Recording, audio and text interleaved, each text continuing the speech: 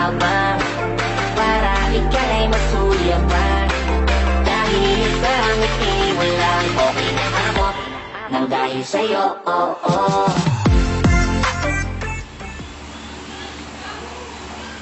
Oh, good morning. So, before we start the lesson, I have something to ask you. I kept thinking of this, but I'm sure it will help to our discussion. Let's see. Back from when we were a child, how do you think you learned how to crawl? Or how do you think you learned how to stand? And a few days to walk? Who taught us how to ride a bike?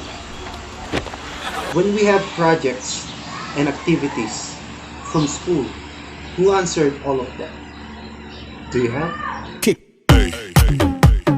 My point is we develop because of... Well, today we're gonna find out, talked about those questions spinning through the horizons of our mind.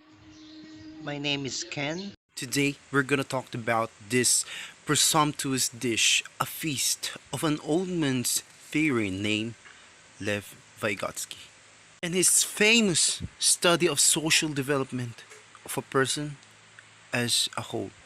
Vygotsky's socio-cultural theory. Okay, who is Lev Vygotsky? Vygotsky was a Russian psychologist who is best known for his socio-cultural theory. He was born in November 17, 1896 in Belarus. He studied at Imperial Moscow University at 1917 and began his career as a researcher at Psychological Institute in Moscow and complete his dissertation in 1925. And from 1925 to 1934, he wrote 6 books on psychology and unfortunately died because of tuberculosis. He died at the age of 37 in 1934 and left his artwork unfinished.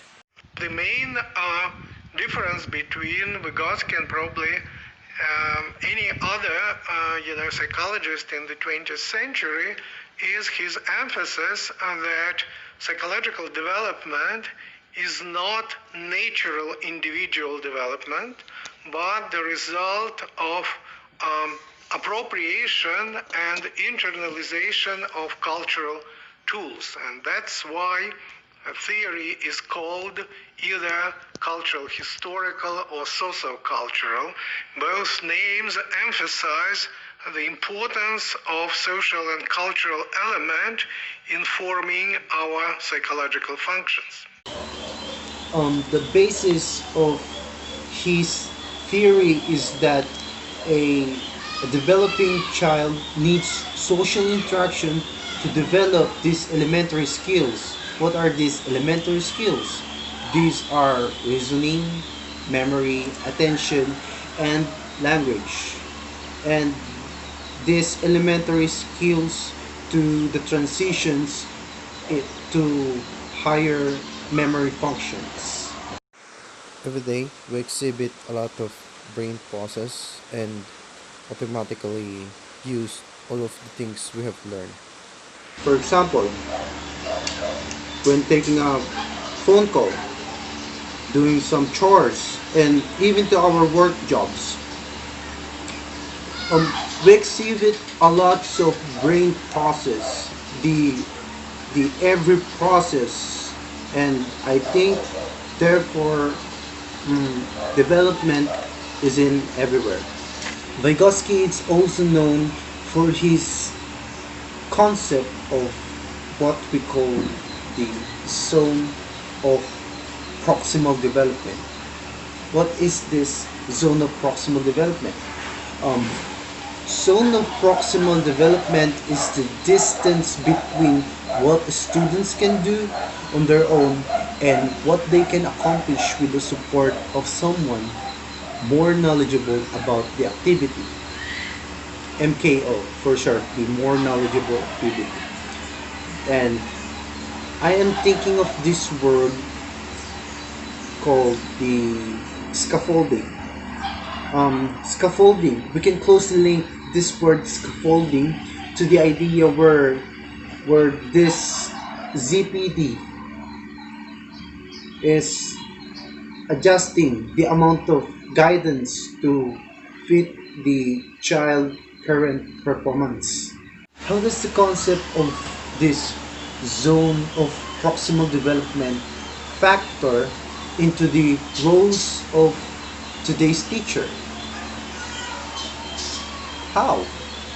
Well, it is simply because the subject matter that we teach, or the subject matter that the teachers teach, or that the teachers are going to teach to our students, falls within their zone of proximal development. So, it is our duty as a teacher to guide our student, right? So, because I believe there is no students like SpongeBob getting his license from Mrs. Puff, but if we encourage them to do the right thing and give them a hand when they are totally messed up, and we must know that every little mind has a different zone of proximal development.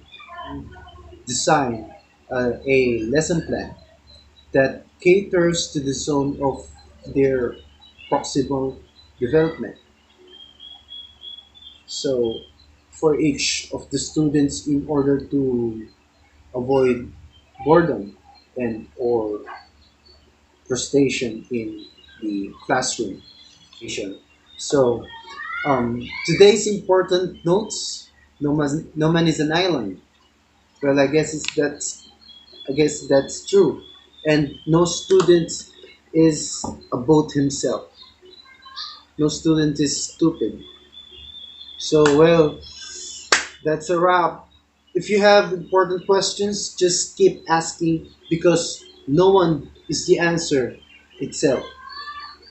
I'm out. Booyah!